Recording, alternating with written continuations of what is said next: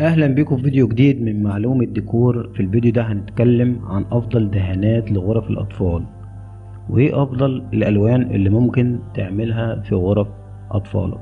وهنتكلم برضو في الفيديو ده عن اسوأ دهانات لغرف الاطفال والالوان اللي هي غير مناسبة، اللي هي بتأثر على طفلك بالسلب. خليك معايا لنهاية الفيديو عشان تعرف ايه هي الالوان دي، وخلينا نبدأ.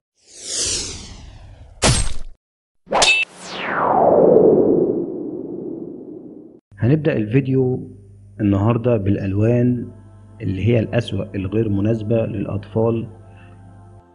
أولا الألوان الفاتحة كلها طبعا تبقى غير مناسبة للأطفال، خصوصا لو سن طفلك أزيد من سنتين فيما فوق، لأن الطفل في السن ده بيحب يستكشف كل حاجة جديدة، فهيلحوس لك الدنيا. فلو أنت مقتدر عادي ممكن تدهن كل سنة غرفة الأطفال، مفيش مشكلة، ده لو أنت مقتدر. ده طبعا نموذج على غرف الأطفال الفاتحة، ابوهم كلهم اللون الابيض اللي هو افتح حاجه فيهم. ولو عايز تعمل حاجه بيضه قول لي وانا هقول لك فيديو خاص. ثانيا كل ما هو غامق له تاثير بالسلب على الطفل، لان الالوان الغامقه كلها بتاثر على الطفل. زي ايه؟ زي اللون الاخضر الغامق، زي اللون البنفسجي الصريح اللي هو القافل، زي اللون الازرق الغامق برضو، الازرق الصريح.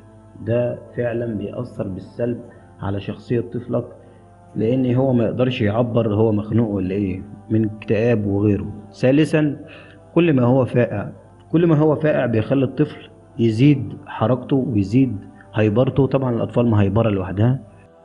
اللون الفاقع الاصفر، البرتقالي الفاقع، طبعا ابوهم كلهم اللون الاحمر، ده ابو الفقعان كله، يخلوا دول طفلك يخلوه مهيبر، ودايما تحس ان هو عنده فرط حركه زياده. دي طبعا الوان ما تنفعش خالص في غرف الاطفال خالص. هنخش بقى على الدهانات الافضل لغرف الاطفال اللي هي ما بتاثرش بالسلب على طفلك، ودي تشكيله حلوه قوي هعملها لك في الصور، خليك للاخر عشان تعرف ايه هي الالوان المناسبه. ولو عايز اللون بكوده اكتب لي في التعليقات وانا ابعت لك الكود بتاعه، او خد شوت سكرين واكتبها لي في التعليقات، او ابعت لي الصوره في التعليقات وانا ابعت لك الكود بتاعه من اي شركه انت هتجيبه. ودي طبعا الالوان اللي هي الانسب لغرف الاطفال، اللي تخلي طفلك دايما مرتاح نفسيا. ولو عايز فيديو كامل على تأثير الالوان على الشخصية وعلى الاطفال اكتب لي في التعليقات وانا هعمل لك فيديو كامل لكل لون وتأثيره على الشخصية. هسيبك مع التشكيلة الجميلة قوي دي من شركة جوتن. ولو انت استفدت ما تنسناش باللايك والشير، ومع فيديو جديد ومعلومة جديدة في فيديو جديد، والسلام عليكم ورحمة الله وبركاته.